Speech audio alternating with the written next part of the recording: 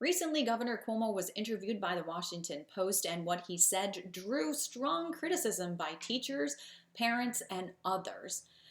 What is the governor really saying, and what is being done behind the scenes? Well, joining me to talk about all of this and what all of this means is Jackie Duodu Burbridge from Suffolk County, who is also a member of the Education of Advisory Council that was appointed by the governor. Thank you so much for joining me today, Jackie.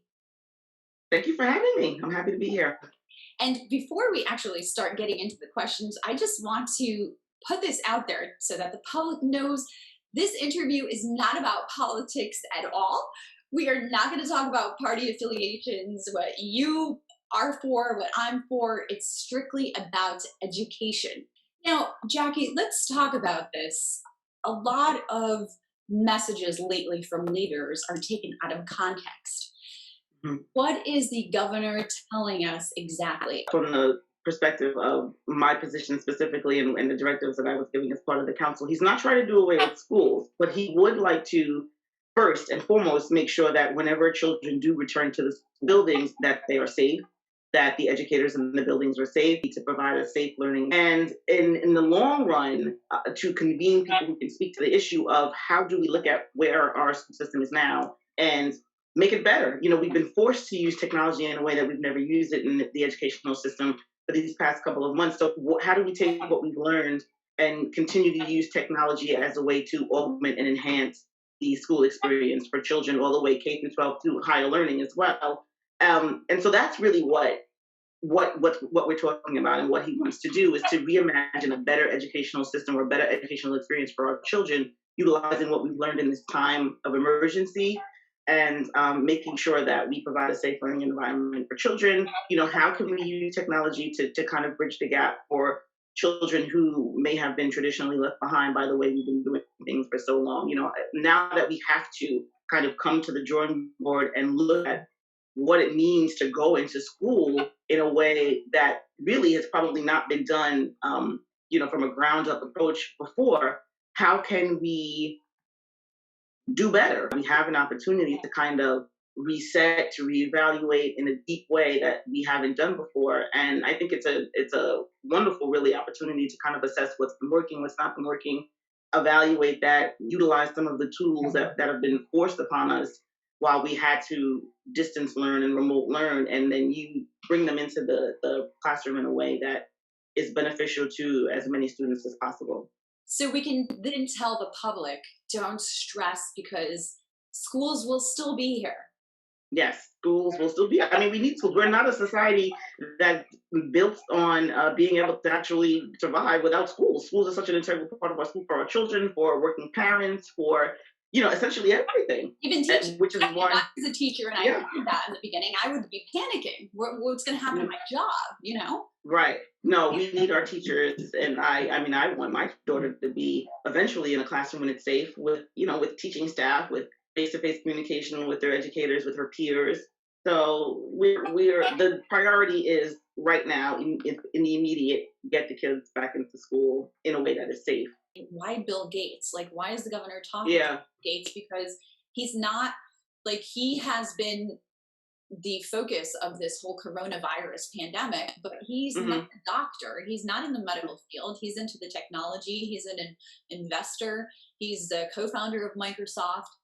What does he have to do with all of this? Like, why is he talking to him? And I think, It's a good question. I know the Gates Foundation does provide a lot of funding for education. They do also provide funding for Ed Trust as well.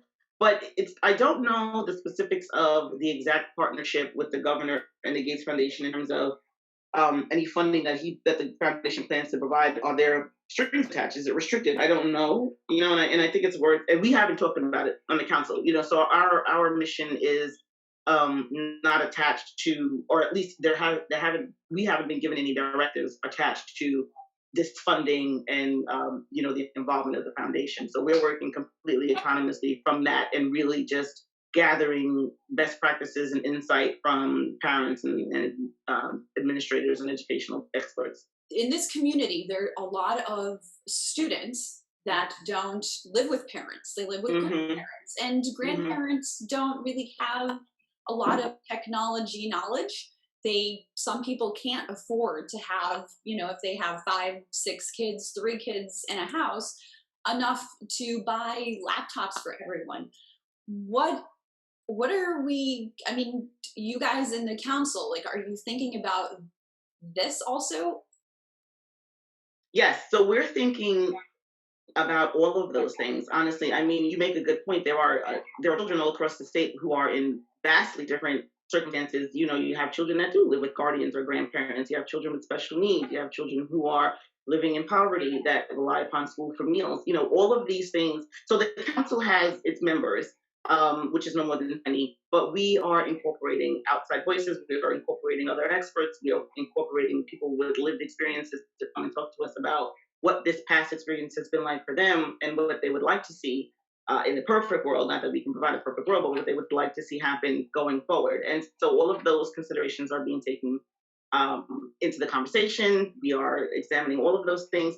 And there's no magic wands for, a perfect answer, a perfect solution as to providing the absolute perfect experience for everyone. Everyone needs something different, but we're examining all of these different aspects, like what you just mentioned, and trying to figure out a way to again provide the best educational experience for all those involved. And it does require a lot. There's going to be an increased cost just to get inside the buildings and staying on top of increased cleaning and making sure that it's sanitized. That there's a cost if we're going to be providing laptops for families, if we're going to require distance learning as part of that. There's a cost to that. So there's all of these considerations are on the table, and we are really working really swiftly and really diligently to make sure that all of those things are taken into consideration. I'm glad you mentioned that you guys are thinking of all the different types of students because, for example, I have 3 kids and all my 3 kids are different. One wants to go into Hmm. the technology world, another one wants to be a heart surgeon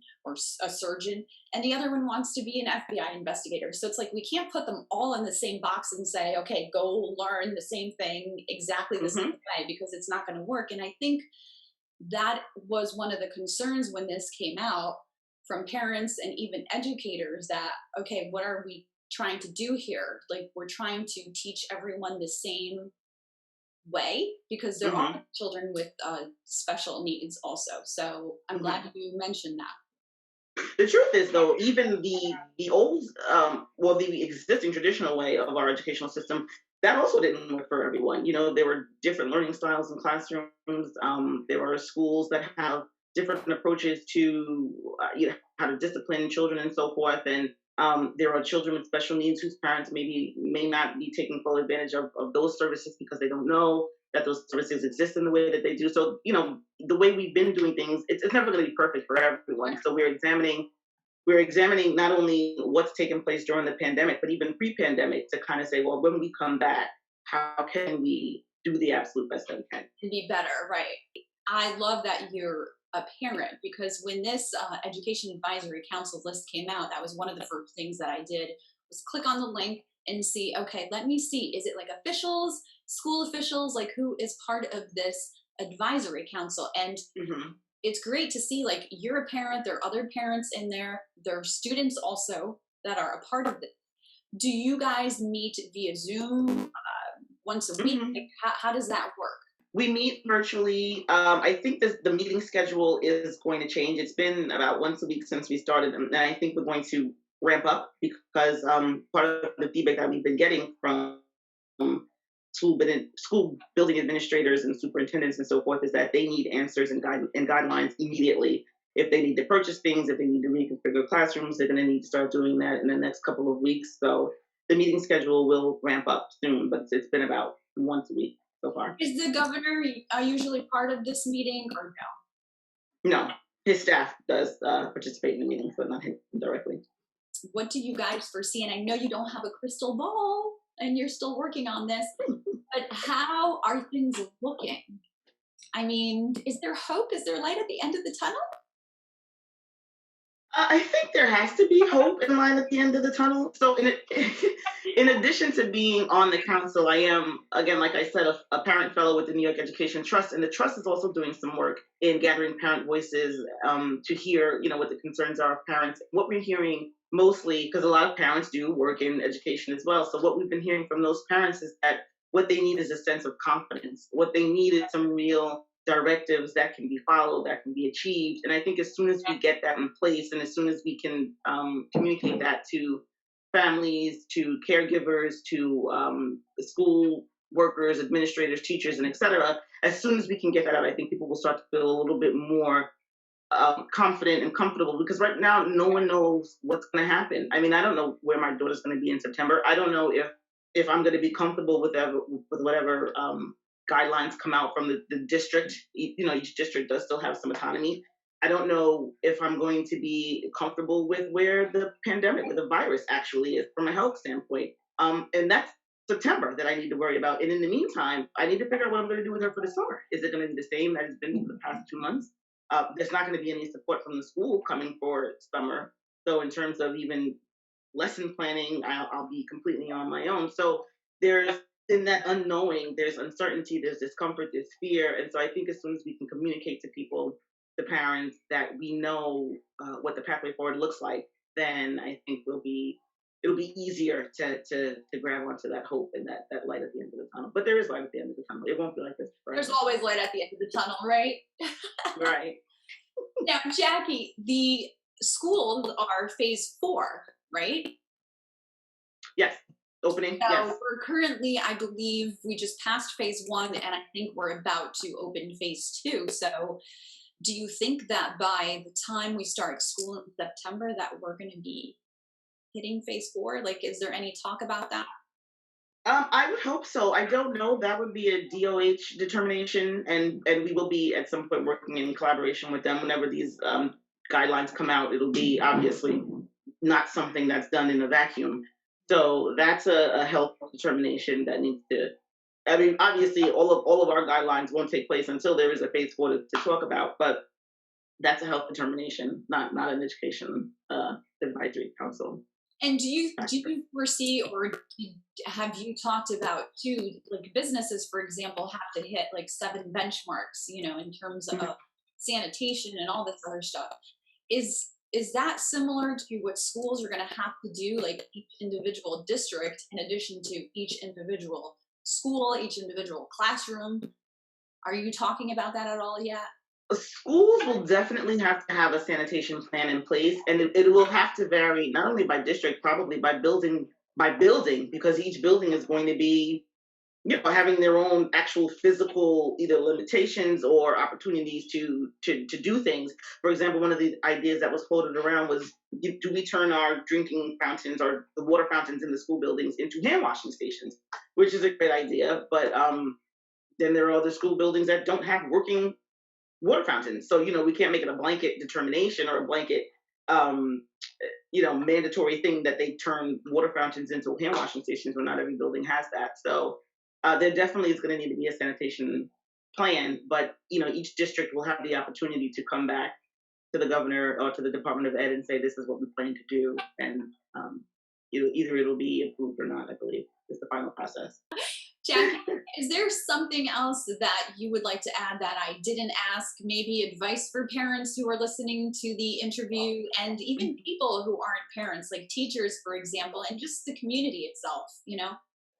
I would say advocate on behalf of if your teacher or whatever the issue is that tugs at your heartstrings for parents, if it's your child, whatever it is, be an advocate. Definitely speak up, have your voice heard. I have had people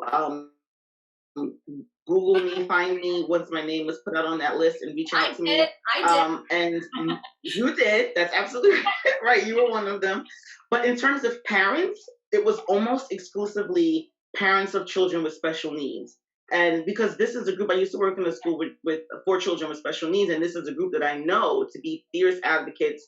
They do real research. They know what they're talking about. They know what their child deserves. They're fighting for their child's future from day one. And so I think that that's a lesson that can be learned from that group. So many people reached out to me and said, don't forget about this community. this, what's been happening virtually is not really a great benefit for our children. And so I would just say advocate every time you can, everywhere you can. Use your voice on behalf of your child. Use your voice on behalf of your own safety. Whatever the issue may be, don't be afraid to speak up and be heard. Jackie, thank you so much for this interview. I really, really appreciate it. Thank you, and I'm glad that you also Googled and found me. It was, it was great talking to you.